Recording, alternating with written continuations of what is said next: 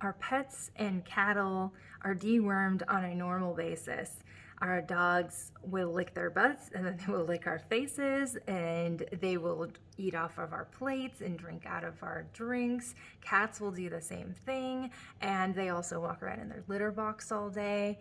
And yet we're told that parasites aren't something that humans can get in the United States.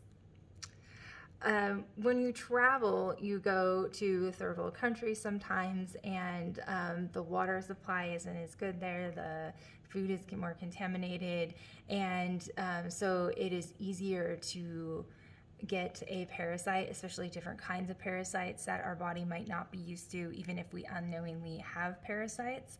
I have had a lovely history with parasites. I will link a video here about parasites. It's very graphic. If you're curious about what they look like and what my experience with them has been, that's the video for you.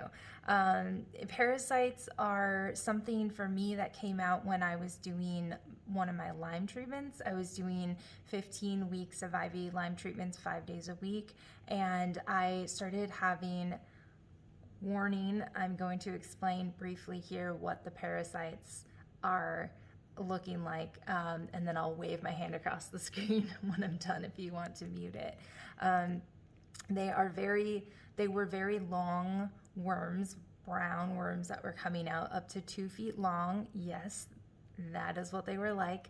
I had no idea what they were. Oftentimes they were like more around like 4 to 6 inches.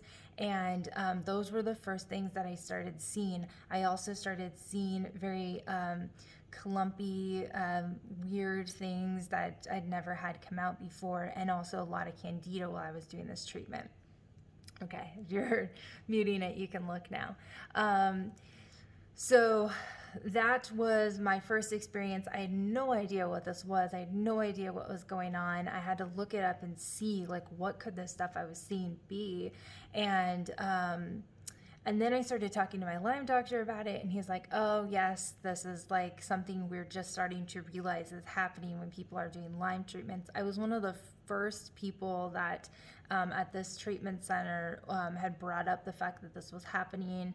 And after this, I went back a couple years later to do a second treatment there. And at that point, they were treating people for parasites on a regular basis. I had tried doing first a pharmaceutical for it called Alinea, and I ended up having jaundice after a couple days, which is a symptom that can happen for that, so I had to stop it. Alinea was a pain in the butt to get it, and it was extremely expensive, and I would not go that route again for many reasons. And I started doing all these different natural stuff. Again, a lot of the stuff that I was doing already for Lyme, whether it was natural or at that point when I first started having this coming out, was antibiotics, pharmaceutical and natural antibiotics, along with even high doses of vitamin C, lots of vitamin C bags, and vitamin C alone can kick out parasites at high doses. So that leads me actually to one of the things was high vitamin C and high salt can really kick them out. It's also very aggravating on the GI tract to do that. So I didn't do super well with that. But I also was doing wormwood and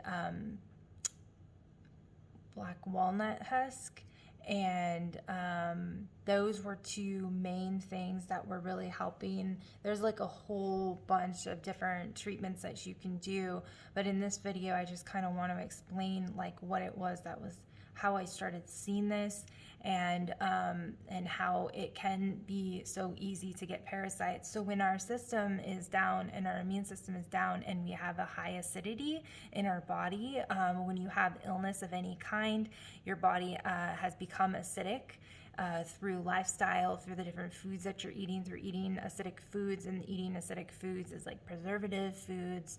It's eating a lot of sugar.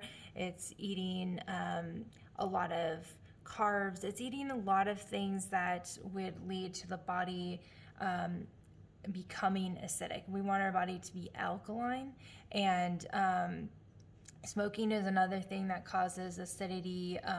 Breathing in air fresheners all day causes acidity, or perfume, or chemicals from laundry detergents and cleaners. All those things are acidic, and they lead to a buildup of acidity because we're breathing that in through our lungs, and our lungs spread that through our blood all day long, and every single part of our cells gets some of that chemical that we're breathing in through that stuff that goes into our cells. And so that just builds up over time and becomes acidic, more and more acidic. So if our immune systems are down and we're putting a lot of acidic stuff into our systems, we're more prone and we're more prone to just being more sensitive to that stuff in general, then there is a good likelihood that your system is acidic.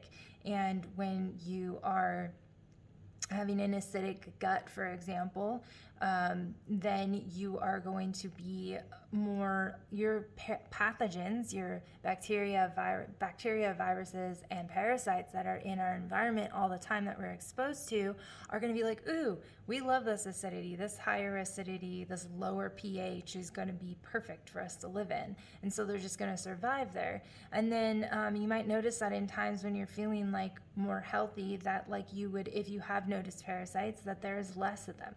And I definitely, especially now that I've living an entirely new life outside of Lyme and away from many of these symptoms that I experienced for over a decade, I definitely will go through cycles where I don't have any parasites. I don't see anything. I don't have any stomach gurgling. I don't have any of the GI problems. And then my system goes down a little bit, and then I notice that they're there.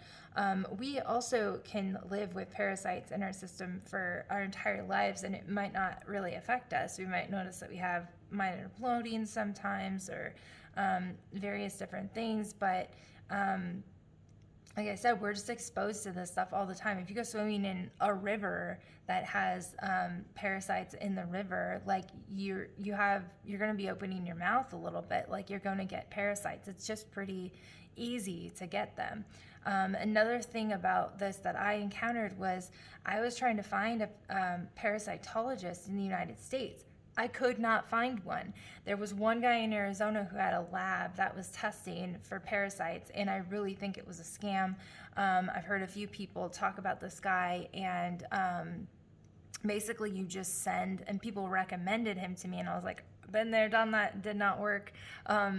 You basically just send in a sample. They send you a kit, you send it back, and then they like send you back. I was sending in like worms, like full-on worms. Again, if you watch this video that I linked earlier, you will see that these are parasites. I showed these to my doctors, and they were like, oh my God, yeah, that's worms. Like all these various rope worms, pinworms, tapeworms, all different kinds of worms. They're visible. I'm sending him in, and he's saying that there's nothing there. So doctors did not know what to do with this. The Lyme doctors and my naturopaths were more aware that this is something that can happen. But again, this really just isn't talked about. There's no real good pharmaceutical that is cheap and easy to make, to sell to people, that is efficient, that doesn't cause huge symptoms from die-off, and that they can sell. So there's no doctor that's going to be like, oh yeah, here, you can have this.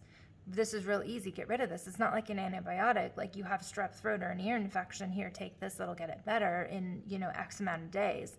That isn't how parasites work. So they're just not as versed on it because they don't have a pharmaceutical to sell for it. And unfortunately, that's how the Western modern medical system works. So naturopaths are more attuned to the different cycles of parasites and when you should kill them off and the different things that work. And there's a lot of like even foods like papaya seeds are really cultures across the world have used papaya seeds where that's available to kill parasites. And like we dewormed our entire families and animals. Like if you look at farmers, they will do like a cycle of deworming like quarterly a lot of the times, like 4 times a year they will deworm all of their animals and deworm their family.